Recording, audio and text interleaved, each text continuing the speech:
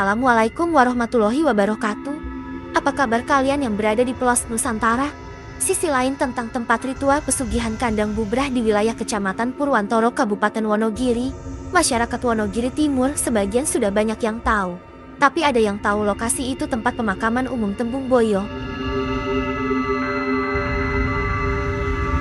Di zaman dulu, masih terasa aura mistisnya. Ada sebuah pohon besar yang diberi nama pohon gondo mayit, yang menyebarkan bau tak sedap, seperti bangkai atau mayit. Biasanya bau itu datangnya 1 tahun sekali setelah berbunga. Jika pohon gondo mayit ini berbunga, mitosnya akan segera turun hujan. Umur pohon gondo mayit ini diceritakan oleh Mbah Mono sebagai juru kunci kandang bubrah kurang lebihnya 370 tahun. Mbah Mono selain juru kunci kedua, beliau juga ahli sejarah makam Tembung Boyo. Kalau diceritakan mungkin membutuhkan waktu berhari-hari. Saya cuplik sedikit tentang sejarah asal-muasal makam Tembung Boyo ini. Tembung Boyo berasal dari petuah Ki Ageng Imam Purboyo yang mengatakan, kalau kita berbicara harus dengan pikiran tenang dan jangan sampai bicara kita menyakiti seseorang. Karena dari kata-kata yang kita keluarkan tanpa berpikir dahulu dan menyakiti seseorang, bisa membahayakan kita sendiri. Maka Tembung Boyo bisa diartikan jagalah lisan kita agar tidak membahayakan orang lain dan diri kita sendiri. Kurang lebihnya begitu.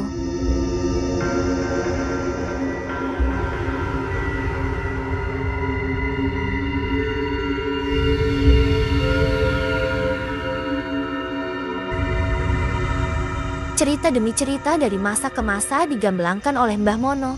Ternyata Tembung Boyo ada kaitannya dengan Alas Purwo Jawa Timur, Gedong Giono Bakalan, Gunung Malangkis Mantoro, Girimanik Slogohimo, Alas Donoloyo Slogohimo, dan masih banyak lainnya, termasuk perjalanan Ki Ageng Imam Purboyo dari Jogja ke Karanganyar, Gunung Lawu, dan ke Wonogiri.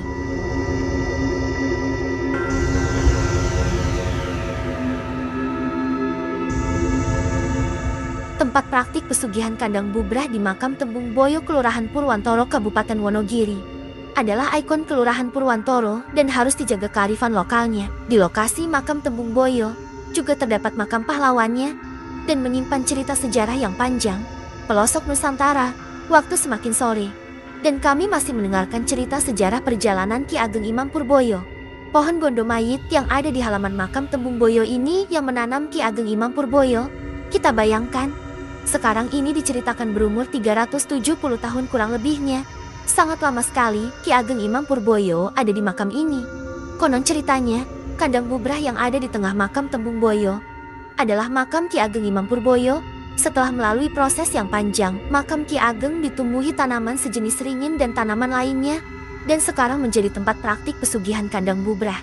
Oke pelosok Nusantara, demikian tadi sekilas tentang cerita di balik praktik pesugihan kandang bubrah yang ada di Kecamatan Purwantoro, Kabupaten Wonogiri. Semoga konten ini bisa menambah pengetahuan kita tentang makam Tembung Boyo.